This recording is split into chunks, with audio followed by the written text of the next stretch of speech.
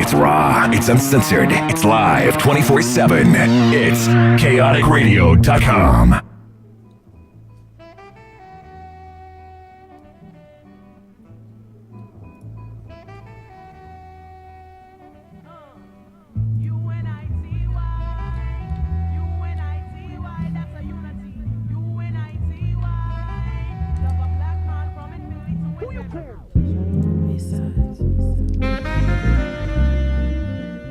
Welcome to KaoticRadio.com. I'm Carrie Taylor, your host for Women Talking Football, a show about football or soccer and how women and men can impact the world's most beautiful game. So we're here in the studio and we have people calling in.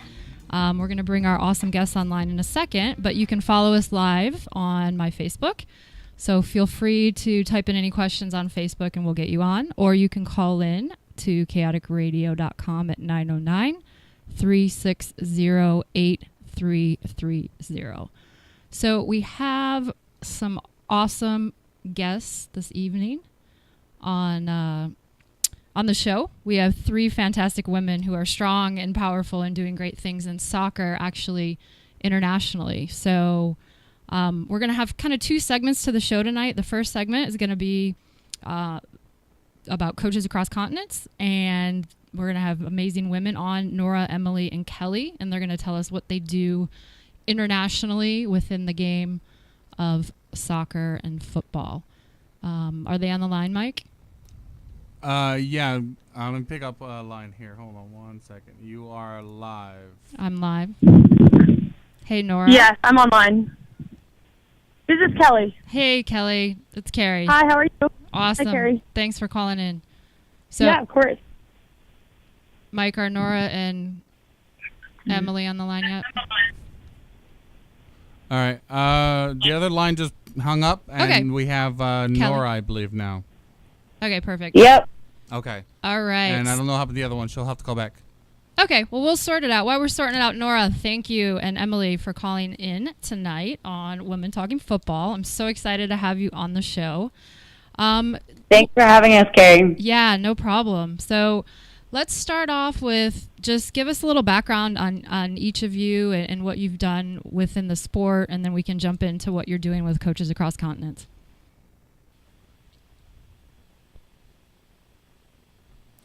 Okay. I don't know what happened to the call. We have Kelly on the line now. Okay, that's fine. We're rolling with it. How are Kelly, you? I'm doing fantastic. So we're gonna start with you. So Kelly, Okay, I'm good. just give us a little background about what you've done within the game of soccer and kind of where you've been, and then we'll roll into what you're doing for coaches across continents and get going there. So just give us a little background. Okay, sounds great. So I started with Coaches Across Continents. The summer after I graduated from university, I went to Virginia Tech for 5 years. My senior year in college, I got concussions, which took me out of the game. I tried to come back my fifth year and play, but I wasn't able to, unfortunately. They deemed me ineligible. So that summer, actually at the conference I'm about to go to, my high school coach got information about Coaches Across Continents and knew that I wanted to work within that area of like international development and using soccer kind of as a tool to educate, which is exactly what Coaches Across Continents does. Right. So I joined Coaches Across Continents as a volunteer. For 5 months I worked with them in some Southeast Asian countries, and then went over to South Africa, and in January, I decided to come on full board and join what they call SDLs, which are on-field coaches for Coaches Across Continents. So I joined them full board and then was on for like a full year and traveled to 13 countries with them. 13 countries. 13 countries, wow. yeah. Wow, that's... Yeah. Live out of a bag for a long time. 13 countries in 1 year. I was in Southeast Asia, and then I was over in Africa, and then I was in South America, and hit Haiti as well. So I was in a bunch of countries, and I just got a whole wealth of experience from that. When I finished up with Coaches Across Continents after the year, it was, a ton of traveling. I took a break from that, and I decided to go back at professional advice, and I'm now on Sky Blue. I went to open tryouts, and and made it to preseason, and then from preseason I made it to I made the team, made it to preseason, and then I got contracted to play. So, well, congratulations on that. That's fantastic. Thank you so much. Yeah. Thank you so much. Yeah, now I'm down in LA, over in LA, and I'm getting ready. Preparing. I'm in the off season preparing for my second year with Sky Blue. So, I'm here because of the convention that's going on in the draft, and that was interesting. But I actually got back in touch with Nick Gates, who's the founder of Coaches Across Continents, and kind of wanted to see, where Coaches Across Continents was at, because it was such a life-changing experience and such an incredible thing that I was able to do because of something that, wasn't really planned along the way, but happened to be one of the best things I've ever done in my life, and was really life-changing. So got back in touch with them, and now with the NWSL, I kind of have this new platform, which is great. So moving forward, I'm going to hopefully be able to, bring some other players in, maybe throughout the NWSL, get them more involved, and just kind of spread awareness about what we're doing, because it's such an incredible organization that I don't think that's enough, isn't out there. A lot of people don't know about it, but we do incredible work around the world. So, yeah, that's why I'm here ultimately. Is for Coaches Across Continents. Kind of funny how it came full circle, and I'm back where I started. Yeah. my high school coach, he was the one who introduced me 2 years ago. Actually, 3 years ago, he heard Coaches Across Continents speak at this actual convention. So pretty cool how that works out. Yeah, it's pretty interesting. Soccer comes full circle quite a bit, and it's they talk about 6 degrees of separation. It's actually in soccer, I think it's like 2, because like this person knows this person, and it's or they have a common friend, and then you're in, and you get like-minded people together, and things are great. When I was in Uganda, I was doing I was actually doing something on my off time, and I met some people that knew Nora, like in Uganda of all places. It was something that was like unrelated. It was just like, one of those whitewater rafting things, and they were like, "Oh, Nora? She plays soccer, and she has the coolest job." And I was like, "Nora's like my best friend." Right? Yeah. Like you can find friends everywhere through football for sure. Yeah. So talk to me a little bit. I mean, I volunteered this past summer, and it was life-changing. But talk to me. Okay. About how Coaches Across Continents is a little different, because I think people have a perception of you go in and you teach people normal soccer or football, and then you go out and it's like, okay, we're trying to save the world, and it's a one-off. How does Coaches Across Continents differ from, maybe just the perception that people have about the type of work? Right. Well, Coaches Across Continents is different than any other organization in the world, because they go into, different areas. They don't have stations. We don't have stations around the world, and we're not constantly, there. But we are constantly keeping up with the places that we go to. So, for me, for example, I was in 13 countries. I would spend 1 month in Indonesia, but we would work a week in every, in different programs. Right.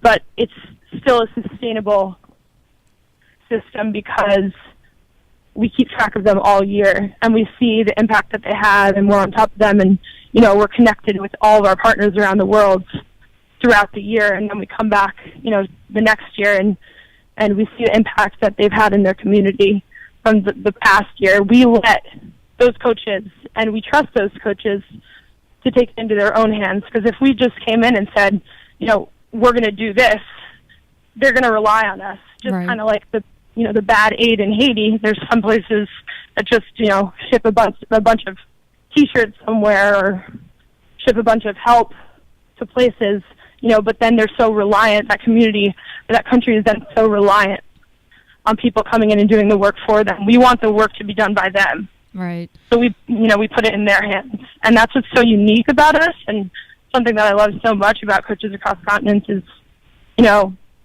soccer can bring you all around the world and can change communities, and these people are capable of doing it if you give them the chance. Yeah, I read somewhere, and it related to American football, but there was a player that was giving back to his community, and he termed it give people a hand up, not a hand out. Yeah. And I Yeah, think totally. That's exactly it. Yeah, that's like the powerful piece. It's join with people and say, share ideas, not here you go, like, Right, because that doesn't do any good. Right. We're not the ones that are going to fix the problems. We don't know all the problems in the community. We go there for a week. We can't be naive and say, all the problems that they have in their community. Right. They share with us a little piece of it, but that's why they're the ones that are ultimately going to fix it. Right.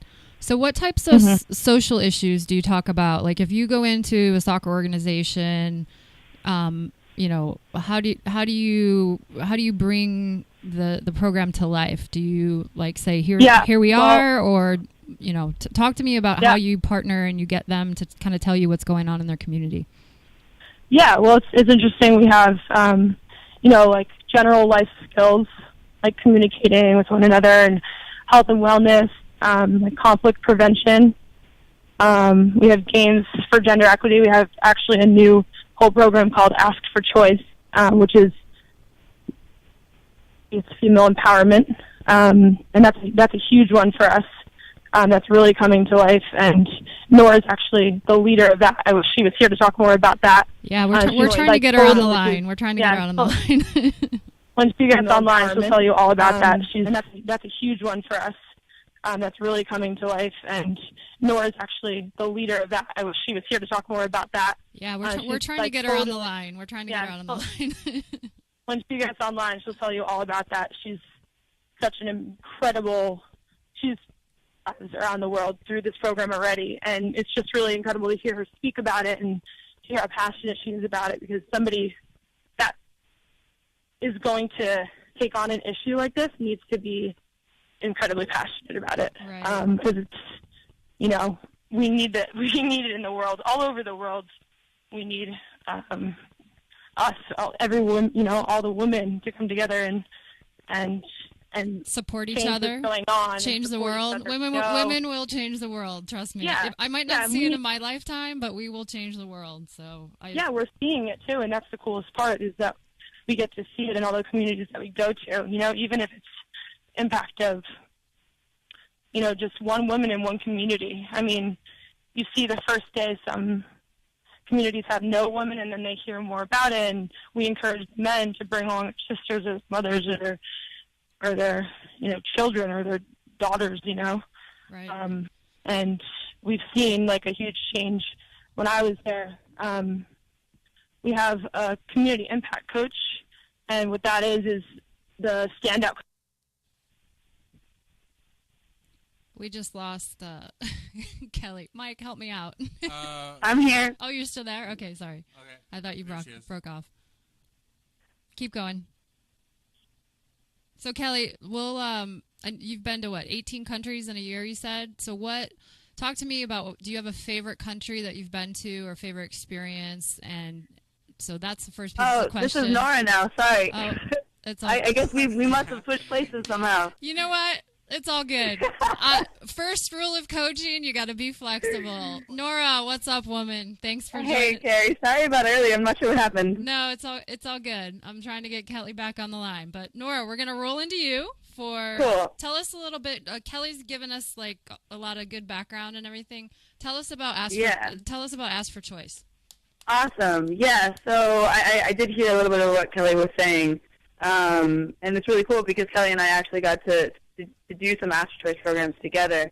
But Ask for Choice is a program essentially founded on the need for this type of program around the world that we've noticed in so many years of monitoring and evaluation and just experiences out in the field, that one of the biggest issues all over the world, no matter where you are in the USA or any African country or anything, where in Asia, Europe, literally anywhere, there's a need for gender justice. And it comes in different forms, and there's different obstacles to it. But Ask for Choice is relevant everywhere, and then it's just a matter of how do we make it locally relevant. So one of the, our key mantras is bringing policies to life. There's so many policies that exist in the world today, that make inequality, and discrimination against women illegal, but yet somehow they don't reach the women and girls that they're meant to serve. And there are also places in the world where there's legal discrimination against women. So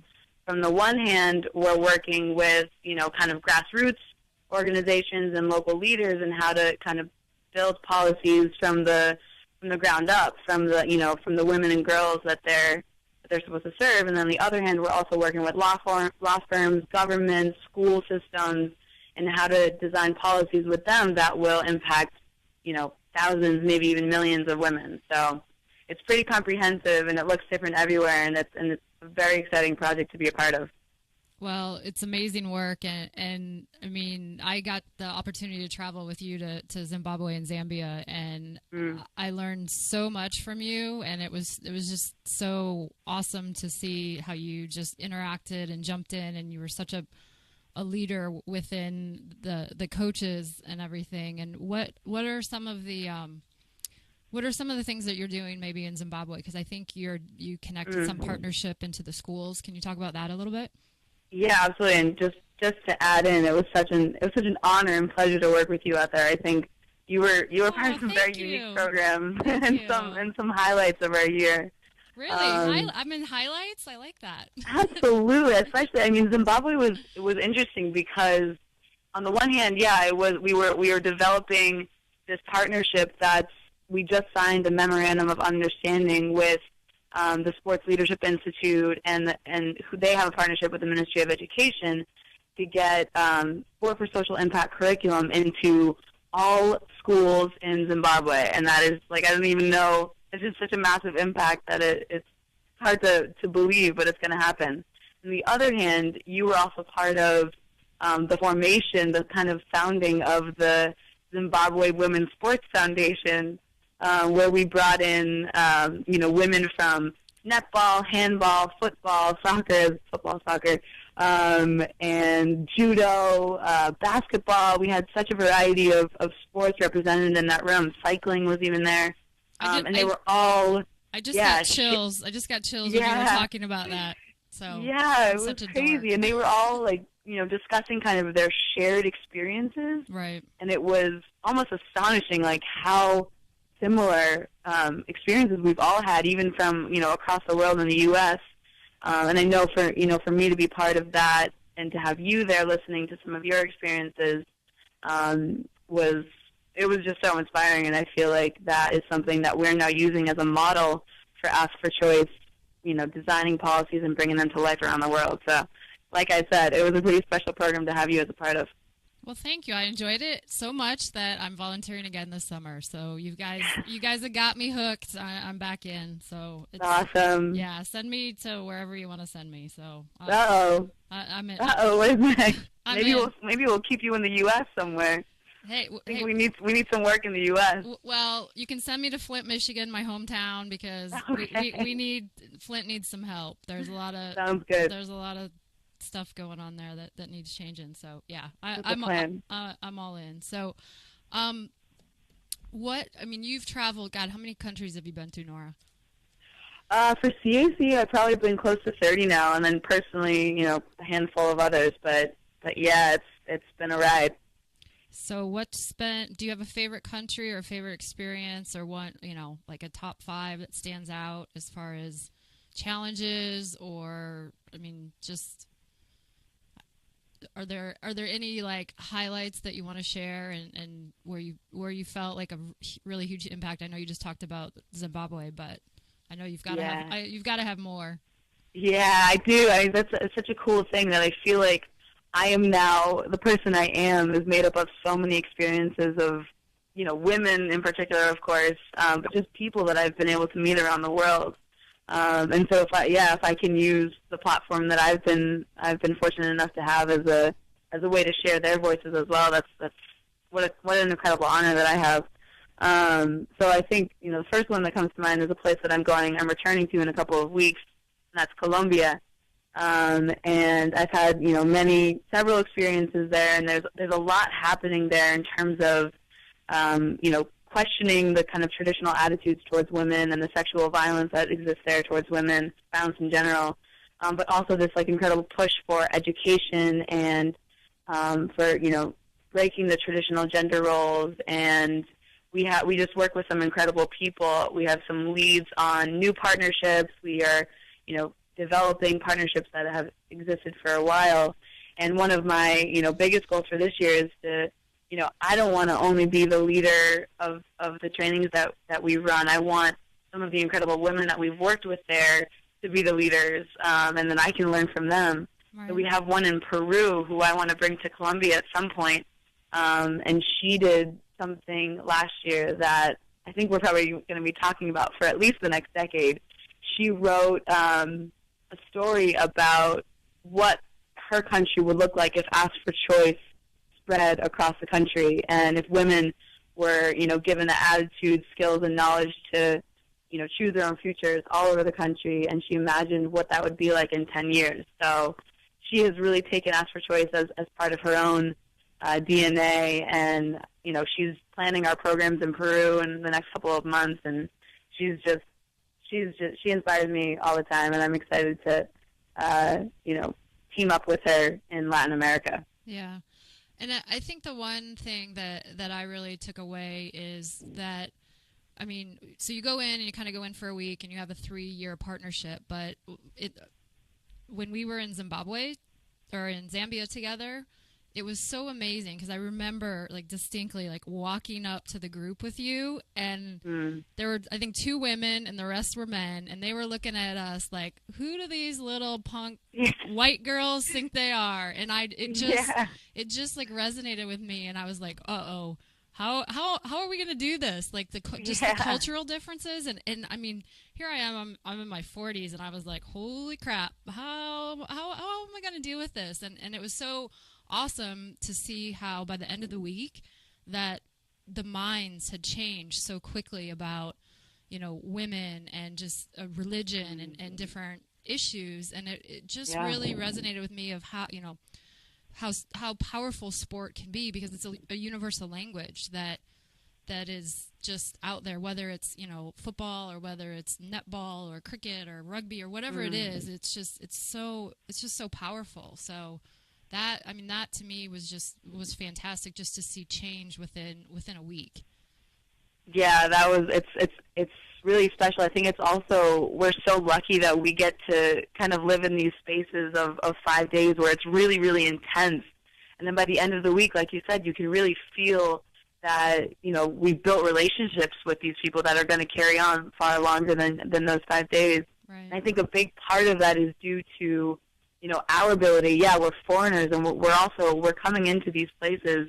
And I know you probably remember, but one of the points I make very early on, this is very intentional, is to say that we don't know anything about your community. We're not here to tell you what your problems are, how to solve them, because we don't know. We're here to learn from you and to share our experiences around the world and the role that sport can play in achieving the ends that you want to achieve, right? And so I think making that really explicit is what helps to build those relationships, what helps for, again, especially in African countries, white people coming in is not historically, a positive thing. So we have to almost work backwards to go forwards, to use a football terminology there. Right. But yeah, it works. It's worked so far, at least.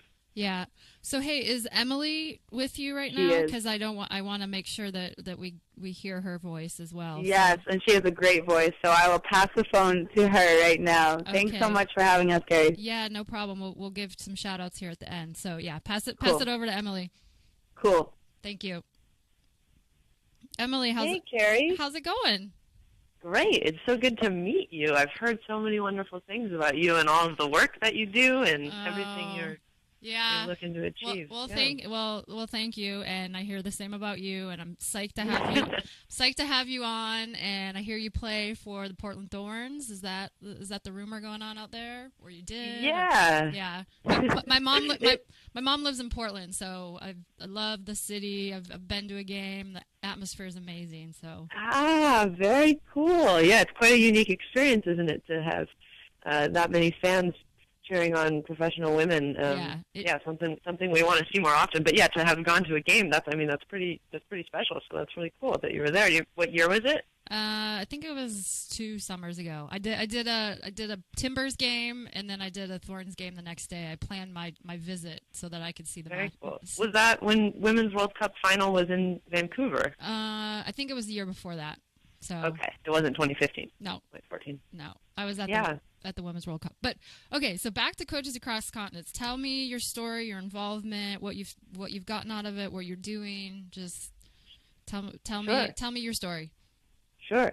So exactly a year ago, I was able to finally find the time to work with Coaches Across Continents as a volunteer, like you did. It was the off season, and I'd been meaning to make time to do it for a couple of years, and finally was like, this is my opportunity. And so I ended up actually in Haiti with Nora and got to watch her work for 3 weeks and understand all the complexities of the organization, as well as, being an American in Haiti and working with women and men and talking about all of the different social issues, but namely gender equity. I mean, the programs we were running there were kind of the first Ask for Choice full programs that really came to life, and Nora was so excited, and it was so cool to be there with her, because she kind of got to see her idea really take shape, right. And it was truly incredible. And then after that, she said, "Hey, what are you doing with your life?" And I said, I don't really know. I mean, I'd like to keep playing. I think that's what I want, but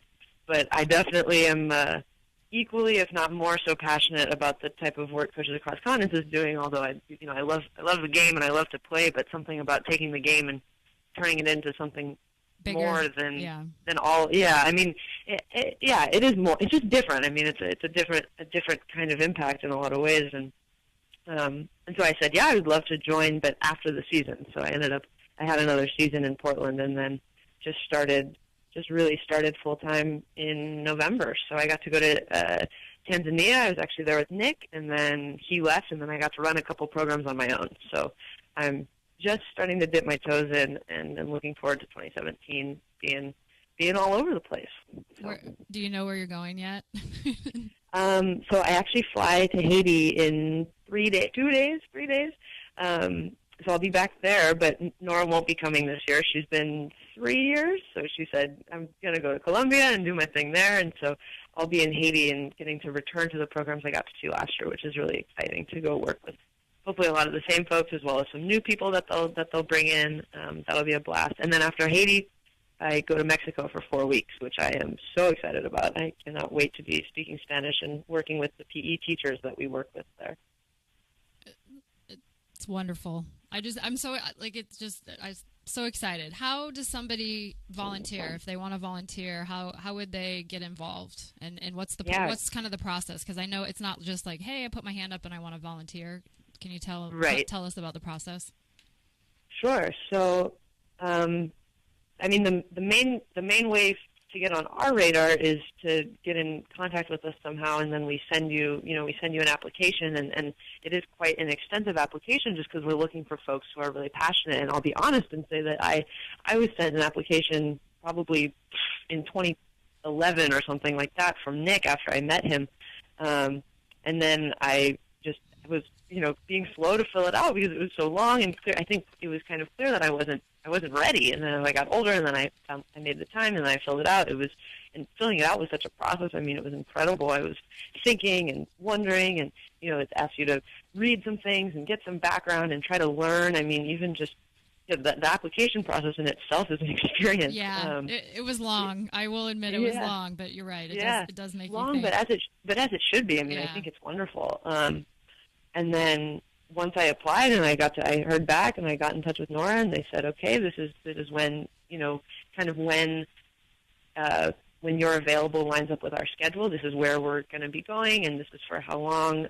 Does that work with you? And it was a cool process to get.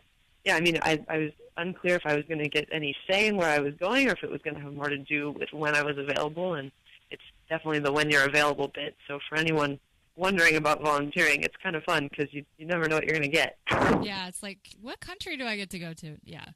Right. The website is coachesacrosscontinents.org. So if anyone is out there listening and wants to get involved, check out the website, and you can, I think it's, what do you call it, a global citizen application or something?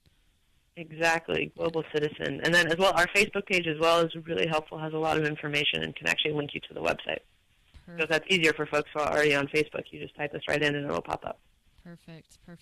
So how do you have a plan to try to get like maybe some other professional players involved in the organization? When Kelly was on the line earlier, she mentioned trying to use her platform within the NWSL. Is that something, I mean, have you shared with some of your teammates or other players out there? Yeah, definitely. So I have actually talked to my teammates a lot about Coaches Across Continents.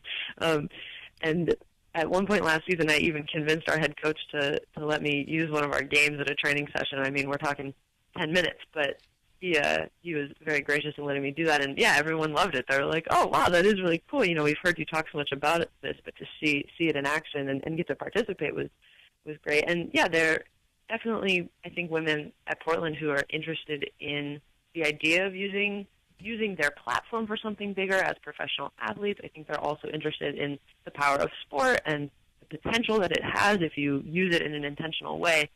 I'd also say that most of those women right now are so focused on their careers and really, I mean, improving every day. I mean, it's incredible, and it was something I feel so grateful to have been a part of, and I think that it's probably something right now we'd hope to utilize at WSL more, what Kelly was referring to as the platform bit, and see how we can do some more promotional stuff, Right. Maybe finding more partners in the U.S. or global citizens, things like that. But I think eventually there's definitely space to have more professional players getting even more involved than that. Right. But for right now, I think that's where we'd like to focus our energy in terms of, utilizing these women that are, I have their phone numbers in my phone. That's, I mean, pretty incredible. I feel grateful for that.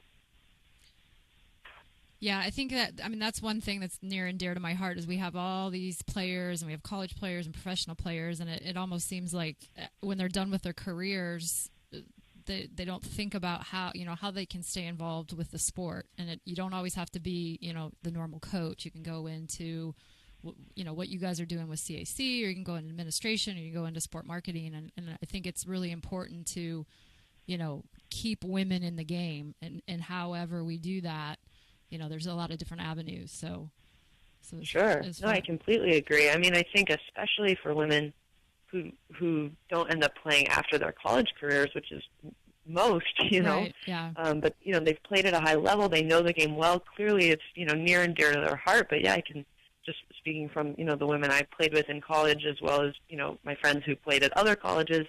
There's that thing when you're done and you're like, wait, what am I doing? Who am I? And I think people end up really lost. And yeah, for what sure. is interesting is that more often than not, they don't end up back in the sport. It becomes something, you play on a adult league team, and so you kind of get your fix for playing. It is interesting, like that maybe in college and then even, for professional players as well, that there isn't kind of a more clear, explicit pathway. Yeah. Exactly, of, hey, look what you can do. I mean, I really think that's missing right now. Right. So I'd agree with you. I don't know if it's like head coaches should be thinking about, I don't know, I think everyone gets so wrapped up in the present. So Right. Yeah. It's that, like, what am I going to do with my life kind of plan. Right. Just kind of. So I love that you're passionate about that. I think that is super important. Yeah, for sure. So do you have, like, one super impactful experience that you've had that you'd like to share, or something that you found challenging when you've been out, in a foreign country that comes to mind? Yeah, of course. I mean, I'd love to talk a little bit about Haiti last year. That was our one of the two partners we were working with is named Goals Haiti, and they're out in Léogâne, which is about 3 hours out of Port-au-Prince, and so it's a little bit more of a rural area by the beach. It's really lovely. they're actually, I think, quite affected by the hurricane earlier this year, which was unfortunate. But when we go back next week, supposedly everyone is kind of back and the program's up and running. They've got a bunch of coaches who are coaching kids all the time. I mean, it's a really, really great program there. Some of our partners are schools, and it's a little bit different, but this is clearly a soccer and education-based group, which is so unique. And while we were there, like I mentioned earlier, it was kind of the first Ask for Choice specific training. Right. And what was really neat about it was that we had space built in working with just the female coaches who are attending the training. There are probably about 15 of them. And then we also, after that, were joining in with the men, but instead of doing kind of the chance to choice, what's normally done with Coaches Cross Continent training, we did ask for choice with the men and the women as well. That would have been really interesting to see how the men reacted to it. Totally. I mean, at first there was definitely a lot of frustration, a lot of confusion. I think the men almost being resistant to us and some of the Haitian women proposing that, women's rights were not good. I mean, they matter? Yeah, I mean, well, no.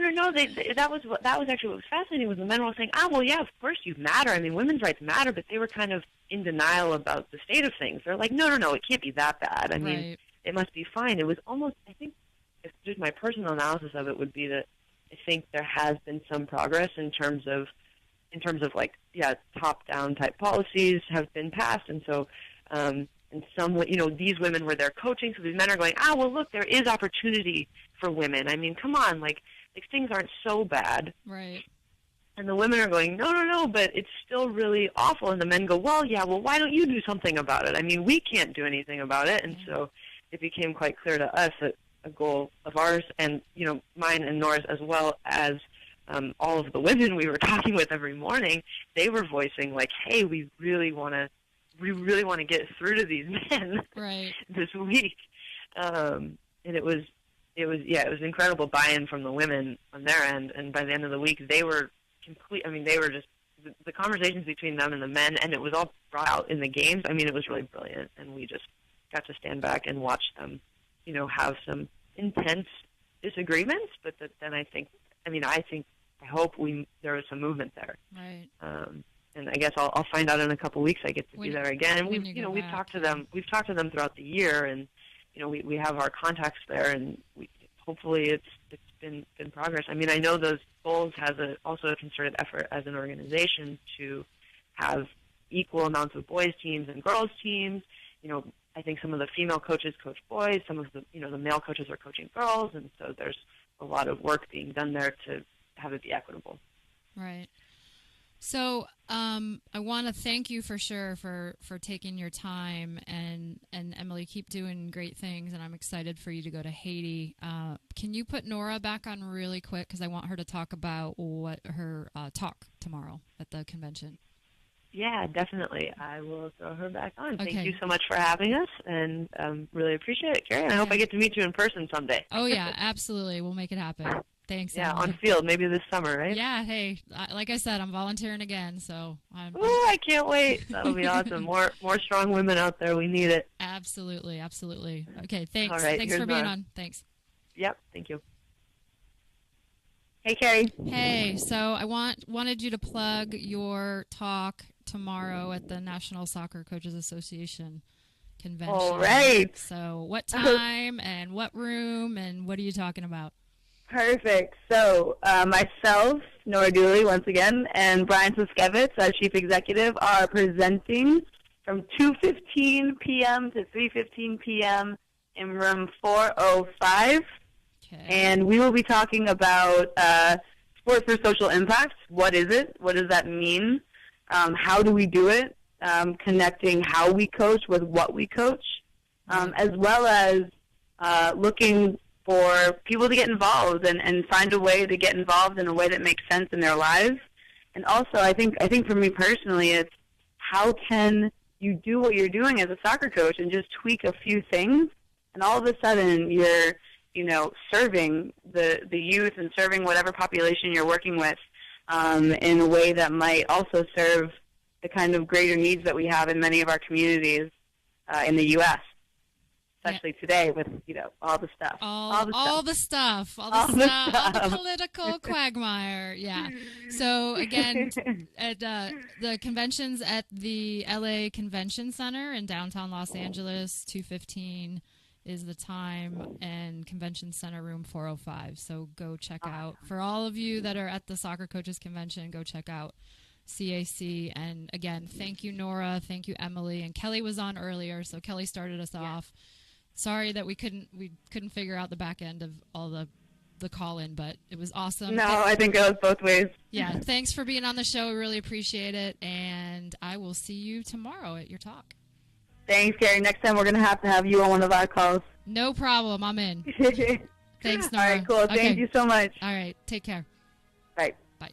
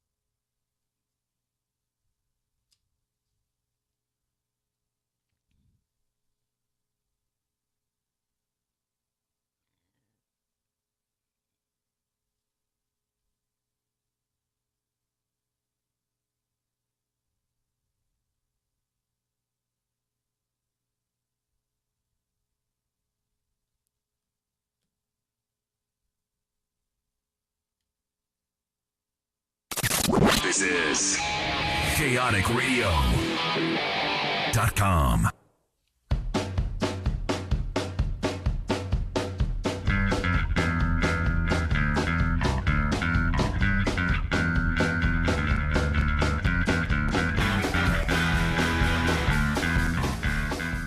Welcome back to KaoticRadio.com. I'm Carrie Taylor, your host for Women Talking Football, a show about football or soccer and how women and men too can impact the world's most beautiful game. So our second half of our show is going to be with one of my former players. Erin, are you on the line? Can we hear you?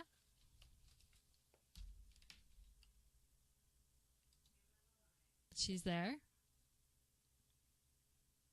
Mike, can we hear her? There we go. Gotcha. Erin, thanks for calling in. Yes. Awesome. Thank you for having me. So I know you as Erin Conheim from way back when. Erin used to play on the Michigan ODP team for me and was a phenomenal player. Now you are Erin Conheim Mandris, and I'm so excited to have you on our show because you are going to talk about a topic that people don't want to talk about, something that is often pushed under the rug, and I'm so excited that you have the bravery and the courage to do what you do. So let's start off thank you, Carrie. Yeah. By just give us some background on your playing and what you've done and your coaching and just what your platform and what you're doing now with your public speaking. Sure. So I grew up in the Detroit area, born and raised. Mm-hmm. And I went on to play college soccer at Michigan State University. Immediately following my career, I played 1 year in the W League and then decided I wanted to pursue a career in college coaching. I was inspired by my coaches to want to give back to other players. So I started going through my coaching licensing and taking courses, and I became the undergraduate assistant coach at Michigan State my 5th year, and then moved to Baltimore, Maryland to be the assistant coach at Towson University for 1 year, and then moved on to Loyola University, Maryland, and I was there for 4 years. And then I I hit a point where I needed to make a decision. I was pregnant with my first child, and I needed to decide whether or not I was going to continue pursuing my career. At that point, I felt my calling was to be a stay-at-home mom. Which is fantastic. Thank you. Which is fantastic. I now have 3 little boys under the age of 5. Whoa, you've got your hands full. My youngest is 3 months, and then 3, and then my oldest will be 5 next week. And the truth is, I experienced something with my middle child a couple of years ago where he was diagnosed with severe food allergies, and he was admitted into a pediatric hospital for 6 weeks for an intensive feeding program.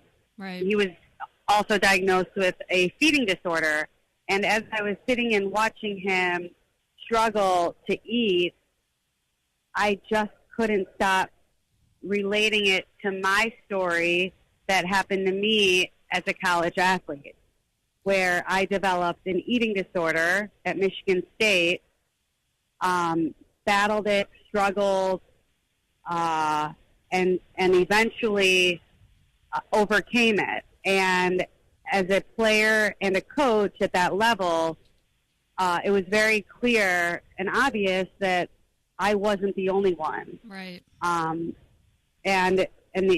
actually the issue is very prevalent, but like you said, nobody talks about it. Right. So at that point, again, I thought my calling was to share my downfall, my rock bottom, in hopes to open up conversation about the topic and about the issue, so it isn't the elephant in the room. Right. And I started blogging at kickthescale.com on eating disorders, body image, and exercise, particularly in athletes, since that's my background. And since I have been asked to present and public speak, either inspirationally or to raise awareness or to educate people. And, my hope is to, help people. And obviously, if I can save one life, then, I'm doing what I want to do. Right. So I know, I mean, within your blog, you've shared your rock bottom, and like I said, you have tremendous courage. Can you kind of talk about when you realized that you really had an issue, and how it all kind of manifested, and what your major challenges were, and how you got through it? Of course. When I open up in my presentations to high school and college athletes, the first thing I say is, listen, I was sitting in your seat, and just like you, I felt untouchable. Right. Like, how would this ever happen to me? Right. To the point where I would ignore a speaker on eating disorders if it was presented to me at the time. What happened was I was instructed by my coaches to commit myself to coming in my sophomore preseason in the best shape of my life, right, so that I could be a 90-minute player. And I took the words to heart, and I went home that summer, and I had gained some weight, freshman year of college. right, And I knew that if I wanted to be a 90-minute player and be in the best shape of my life, I had to train hard, and I had to, get lean and lose some of that weight. So it started off very, very innocently. And as I started noticing my body changing slightly, it motivated me to continue doing what I was doing. right, And it became almost a challenge to me. Okay, well, if I only ate this today, what if I ate just one less thing tomorrow? And I didn't realize that this was going on until I reported to preseason, and I had lost a little bit of weight, but nothing noticeable at that point. And it spiraled out of control because of the stress of preseason, being away from the comfort of my own home, back on campus, competing, and it continued to manifest in my eating habits and exercise routines. And I was approached a week into preseason by my head coach, who simply just said to me he had some concerns, that it looks like I've lost quite a bit of weight, and my roommate was concerned. He didn't really give me an opportunity to respond. I just assured him that I was totally fine. Yeah. There was nothing You're like, to worry. I got it, coach. I got it. I'm fine. I got it. Yeah. I got it. Don't worry. Everything's fine. He proceeded to tell me, ignoring my response, that the head athletic trainer was waiting for me inside to meet once I was done changing from practice. So I, as you can imagine, was Pissed furious, off. pissed off, Yeah. angry, frustrated, but I complied because I do. And I went into the training room to meet with this head athletic trainer, and all she simply said was, we're a little bit concerned. We already have an appointment scheduled for you with our head psychiatrist who specializes in athletes with eating disorders. Here is your appointment card. Wow, that's pretty impersonal, to be honest. This is what you're doing. And Right. so I called home, and I cried. They're accusing me of having eating issues, and I'm fine. I'm still playing well. I passed the fitness test. I'm doing everything I should be doing. Why are they on top of me and harassing me? And Right. that was my perspective at that point. But, slowly the disorder, continued to get, deeper and deeper and deeper throughout that season, while I was still playing and competing in Big Ten soccer. Right. And the truth is, it really wasn't until, probably toward the end of the season that I actually looked at myself and said, yeah, there's something wrong. Right. But the alternative to try to fix it was way scarier than continuing to do what I was doing. Right. And that's, I think that's the hardest thing, with athletes is we're all so competitive and there's so much pressure on, high school and college athletes. And there's that fine balance of, okay, I got to be fit, but, it just becomes this cycle and this pressure and, it's too much at times. And, you're obviously not the only person that's gone through those challenges, and it's hard as a coach, as to talk to players about fitness, and you always have to choose your words carefully because you don't want to put in their mind that you need to lose weight, because it might not necessarily be losing weight. Make them a better player. Well, yeah, and it doesn't necessarily mean losing weight. It could mean like gaining some muscle and just changing your fitness level, but it's so hard. Have you ever, as a coach, did you ever, have to deal with a player and help a player that had an eating disorder? Because I'm so tuned into it, there were a couple players that I connected with extremely well, more so than others. Whether or not they had a true eating disorder is still unknown, but the fact that they felt an immense amount of pressure, they placed an immense amount of pressure on themselves. They never did well enough. They were, perfectionists. Right. They were driven, and where that manifests, it could be in exercise. Right. It could, diet.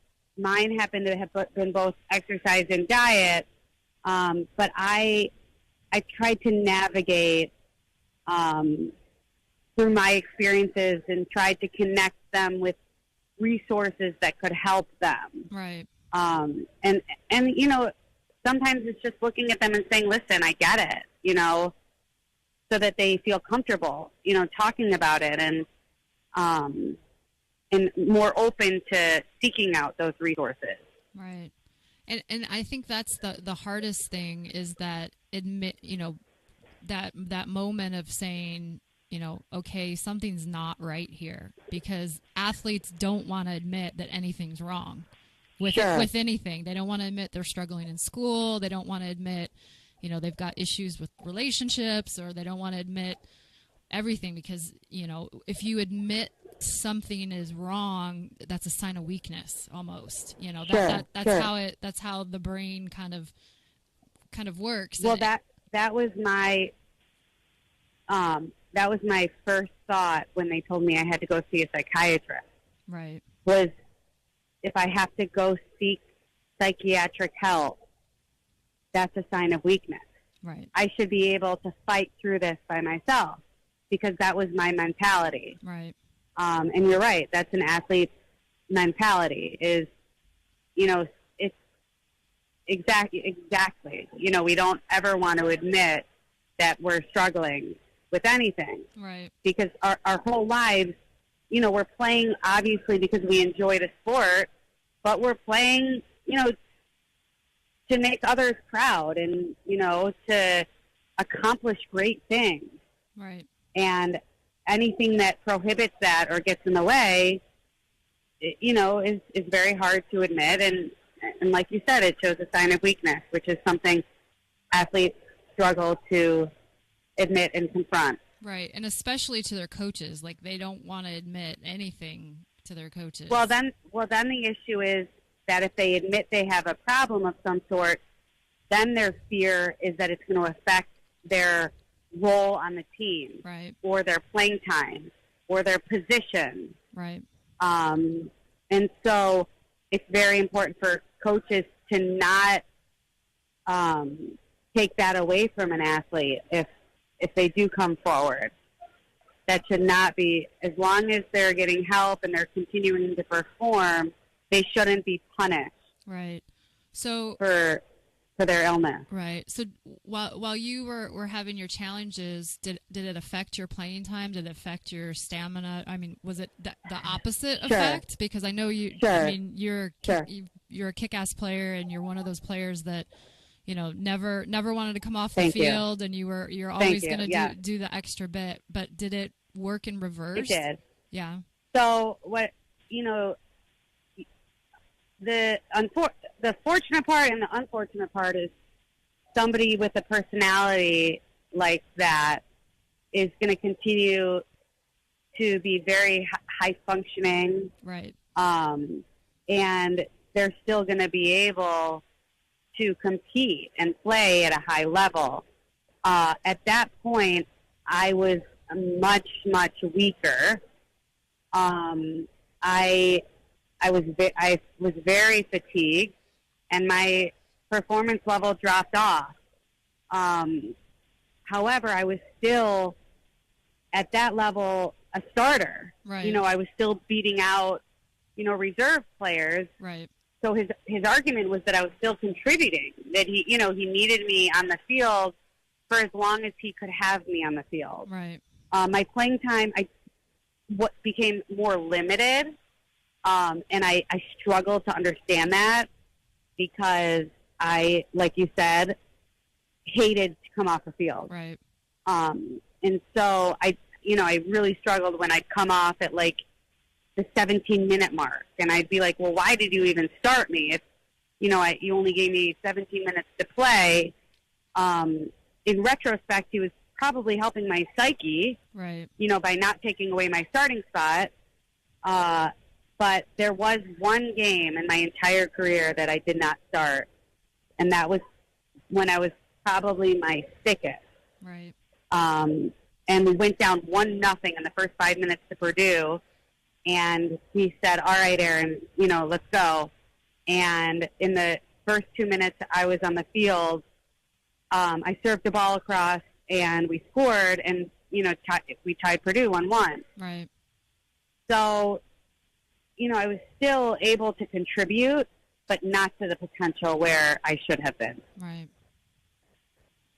So you mentioned earlier in the call, you mentioned your rock bottom is sure how, I mean, when did, and I know it's raw and I'm digging deep, but can you talk about your rock bottom and then where it went from there, and I mean, honestly, so I completed my sophomore season,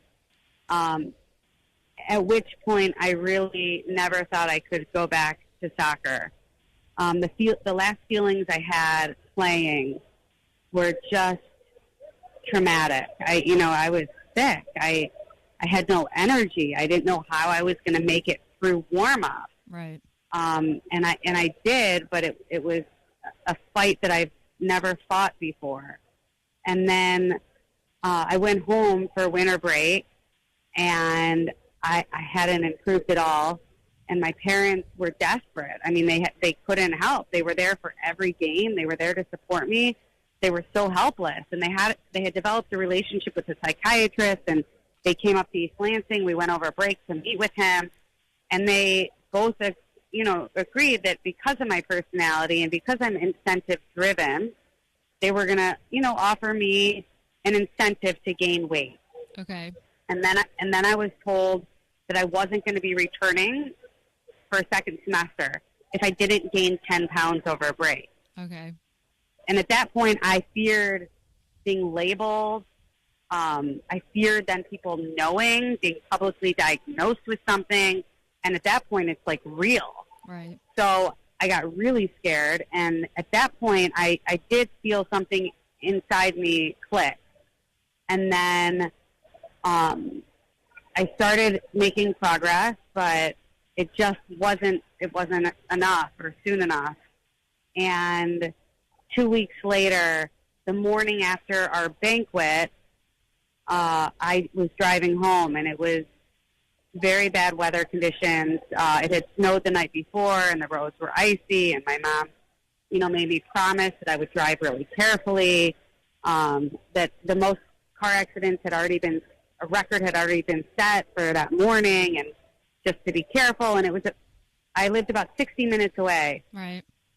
And I had typically, since I had been sick, gone home every weekend, but I had to stay on campus for our banquet that night. So I had to wait till Saturday morning to leave. And I just remember getting sleepy behind the wheel, but that's really all I remember until I was awoken by an off-duty firefighter who, you know, was banging on my window asking if I could open my door. Wow. So I was pinned in airbags. Blood was everywhere. My sunglasses I saw were shattered. And my car, my brand new SUV that I had just gotten, was just totaled to the wheel well. Wow.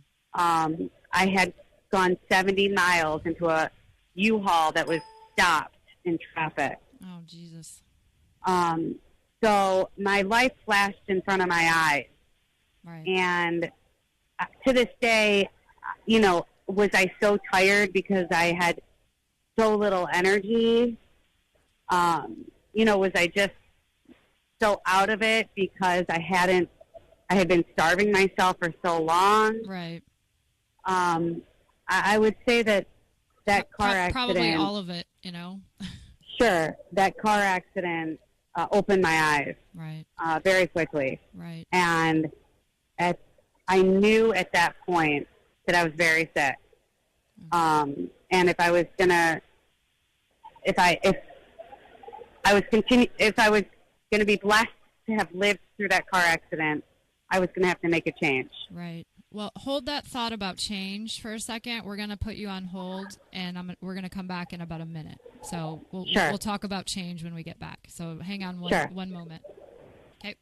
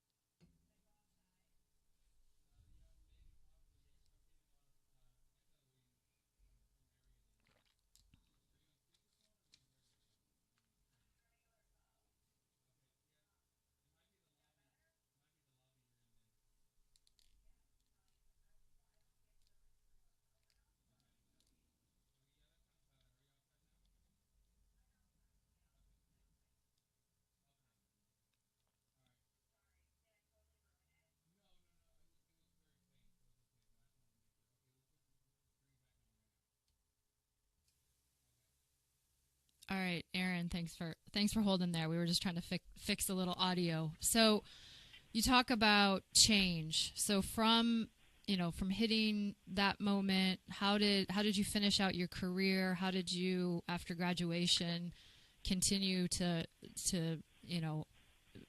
be recovered, and what does it take? Because from what I know, you always kind of have to deal with it, and it's always kind of in the back of your mind. So how have you gone from that moment of, you know, almost dying on the side of the road in Michigan to going through the change and the challenges and to spin it into something so positive with Kick the Scale?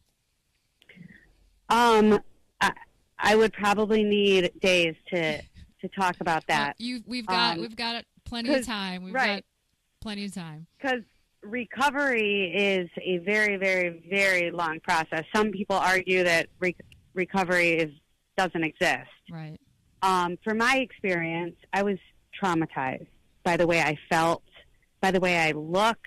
I just didn't know how to change. I just didn't know how, you know, I wasn't able to psychologically battle through that. Right. So with the help of my psychiatrist, the support from, you know, my coaching staff, the university, and my family, you know, it was a lengthy process. Right. in my eyes. In other people's eyes, it was, a very quick recovery after that. I remained out of participation until the final spring game, to when I decided I was ready to come back. Okay. I was on my own program the whole spring. I did whatever I, wanted to do in terms of fitness and exercise. I was at team functions and practice and conditioning, but I did not participate. And I stayed that summer at Michigan State, and the head strength and conditioning coach spent every single day with me. I had lost all my strength. I had lost all my confidence, and I had zero speed. I started at the bottom. I remember my first session conditioning with the volleyball team, and volleyball players are not conditioned like soccer players. Right, they don't. Yeah, they don't run need, a lot. Right, and I'm racing them, and I'm 50 yards behind them, and it was very difficult. I came back my junior year, and I bounced the other way. I wanted to overcompensate because I never wanted to feel that way again. Right. So I actually gained quite a bit of weight my junior year. I played. I was happy. I did well, but I was overweight. I struggled at that point with binging. Right. Which typically happens when you starve yourself for so long and deprive yourself of foods that you once loved.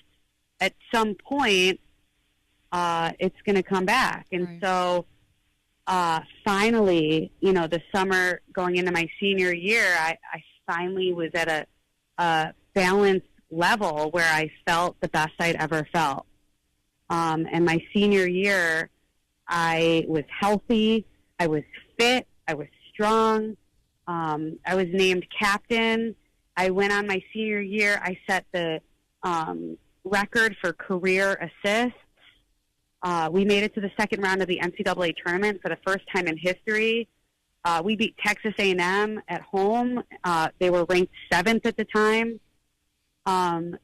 It was a lot. I was very proud at the end. And my passion and my love for soccer came back, and I even was excited and inspired to continue playing, which is why I chose to play for W League, and I captained that team. Right. And then I felt like I had overcome something so debilitating that the least I could do was go into coaching and maybe run into somebody like myself. Right. And help them through it. Right. So at this point, I'm doing exactly what I believe I should be doing. And that's speaking to as many people as I can, sharing my story, my experiences, my treatment, my recovery, how it was identified, not only just to raise awareness about the topic, but to inspire athletes who might be experiencing the same behaviors and issues that I did to fight through, because it can be done. Yeah, I think it's super powerful that, that you went through that evolution, and then, you can show that you can go through struggles and you can be human, and people aren't perfect, and you can rise again, and then, set records and be that player again. And that's, I think that's the thing that I'm super proud of you. Like I will say this forever. Like I'm so proud of again, your courage and your bravery, and that, it's hard to talk about not being perfect, because all of us as coaches and as players, we don't want to show any weaknesses, and what you're doing is fantastic. And talk to us about when you went back to Michigan State. How was that when you went back and spoke at your school? So Michigan State brought me in this past May to speak to the athletic department, all the coaching staff. across the whole athletic department and some administrators. I think it was the most invigorating, exhilarating experience I have had the opportunity to experience. I stood in front of these coaches that were there when I played, Right. that I looked up to, and I thought, were incredible, and they still are incredible. And it was a chance for me to look at my coaches who I still maintain a very close relationship with and verbalize the details of how they helped me Right. and what they did in my eyes. It was very powerful. It was a very emotional day because the university I can imagine. and the athletic department not only stood by me at the time when nobody knew what was going on, but they have supported me through this endeavor more than anybody else in the world. Right. So I'm forever indebted to every single person there. So if I can go back to my alma mater and assure them that they saved a life, Right. and now it's my job to pass that on, then I would do that every single day. Yeah. So what's the strategy, or what can you recommend? Let's say there's a high school player or a college player who's struggling with a similar issue. What advice can you give? What direction can you push them? Can they come to your blog and contact you, and you can put them in connection? I mean, what's... Sure. I'm always available by email or by phone. My contact information is on kickthescale.com. I'm not a therapist. I'm not a doctor, but I do have the resources and people that I can refer them to, Right. who can help. I also think it's extremely important for every department, every club, every organization to meet with their staff and say, listen, this is serious. 1 in 3 college athletes has an eating disorder. Wow, that statistic is really high. I didn't know that. It's an extremely high statistic. So what if you identify somebody who might have an issue? What are the steps you need to take? Right. And a coach isn't going to be able to help individually, and a roommate isn't going to be. It takes an entire team. Right. So there should be a protocol that coaches have to follow if this does arise and come up, because somebody cannot overcome this alone. Right. It takes every single arm and leg and contributing factor to help somebody through. Right.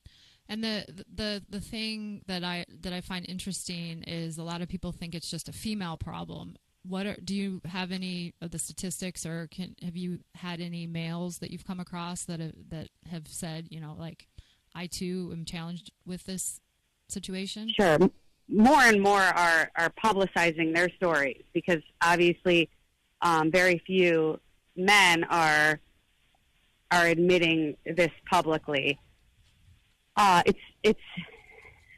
It's clear that it's more common on the girl side, right, and on the women's side. However, it's very prevalent in certain sports, such as track and field, wrestling, where they have to weigh in, right, or they feel like they have to look a certain way. But listen, we all struggle with body image and wanting to reach that ideal body type that society portrays as perfect. right. And for women, on magazine covers, it's, tall, skinny, lean. And for men, it's to be strong and, six-pack and Right. and ripped. And athletes who don't look like Cristiano Ronaldo, and attempt to try to get to that point, if they are genetically predisposed, or if they have the personality, or if they're exposed to others around them, doing these behaviors, they're very, very susceptible to developing an eating disorder. So it is out there for men, more so for women, but it is a common disorder going around men too. Right. And I think the one thing, for female athletes that, you mentioned the media, how they portray on magazines. And I think as coaches, we have to let our players know, like, being strong is okay. Like, having muscles and being, strong is what you want to be. You don't have to, have this model type body, because everybody's genetics are different and everybody's body type's a little different. And it's just, It's very hard for youth girls to understand. I will tell you this. I had what was called thunder thighs. I mean, my thighs were large relative to the rest of my body. And my dad always said to me, if you didn't have those thighs, you wouldn't be able to play at the level of soccer in which you do. right. If you wanted skinny legs, you wouldn't be a strong athlete. Right. And if we can continue to send and pass on this message to young girls that what about what their body parts actually do and the function of them. Right. And they need, calf muscles to be able to, have that first quick step, or in order to, serve a ball over the top, they have to have strong legs. Right. And what their body does for them with their passion. So I think that we need just to continue focusing on that, the function of your body parts, as opposed to what your body parts look like. Right. So you're here in LA, which I'm so excited that I got to spend some time with you this afternoon, and you're speaking on this issue at the National Soccer Coaches Convention. So what time is your talk? What room is it in? I want to try to get people there. I'm presenting tomorrow morning, Thursday, in LA, at the Convention Center in room 405. That's the popular room. That's the popular. That CAC is the popular room. Presenting I there. hear you're speaking there You too. are. I am. It's like it's the room to be in. I love it. That's right. I'll start it off well. There you go. What time? It's at 11 a.m. and I think it's everyone can benefit from it, particularly these coaches, athletes. Yeah, and I think it's an important message. It is a phenomenal message, and I'll only keep you on the line a little bit longer because I know it's way past your bedtime because you're on East Coast. Way past time. My bedtime. East Coast time zone, but you mentioned right off the bat in the show that you have 3 wonderful children, and how has what you went through in college, how has that, or has it affected you as a mom, and has it manifested itself at any time, and what does that look like for you, basically? Has it recurred at any point? Is that what you're asking, or how would I handle this with my own children? Kind of both. Like, are there Sure. times where it's kind of come up and you've had to Sure. to battle again? Pregnancy was very challenging. The first time was the hardest. The second time was the second hardest. And the third time was the least hardest. But I think it's very difficult. Pregnancy is a whole nother topic. Right. But it's very difficult for somebody who likes to have control. Right. Not have any control of your body. And of course, you continue to tell yourself that you're supposed to be growing, that this is healthy. But as an athlete, and a high-level athlete, you've never seen your body that big. Right. And no matter what you do and how much you exercise and how little you eat, you're still growing. And you're doing it for somebody other than you. So I think that's been that was very challenging for me. I got better each time, but still, it's very difficult. I've been able to monitor it and manage it to the point where I again, I did not like the way I felt Right. when I was sick. And I would never want to feel that way again. So if I catch myself doing something that I would have done back then, I nix it right then. I mean, I nip it in the bud. Right. So I've been lucky. I mean, I just I'm scarred, and I wouldn't want anyone else to. At this point now, I think about it. I know what I need to eat. I know what I can eat. I like to maintain. You know, I don't like to go up and down.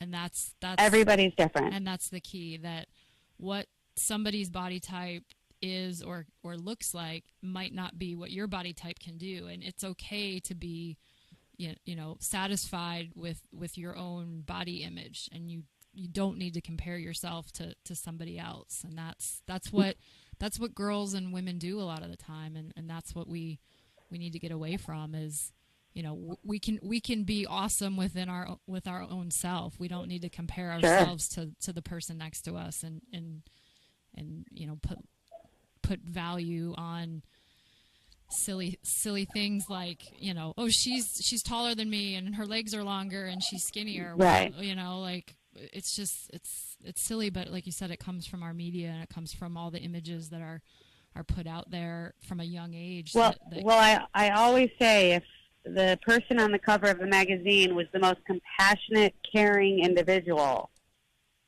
right, our values would change, and we would value character at that point over appearance. Right.